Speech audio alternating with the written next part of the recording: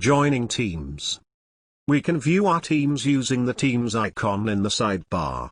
In this view, any teams of which we are a member of are listed in the contextual task pane. To search for a team, click the Add Team shortcut at the bottom of the task pane. Now, type your search term in the search field and press Enter. The related results will be displayed, as well as a tile to add a team. You can move your mouse over the tile to join it, or, if it is a private team, request to join it. Once the process is complete, the team will be available in the task pane. If it is a private team, your request must be approved first. Leaving a team. To leave a team, move your mouse over its name, click the ellipses, and click Leave the team.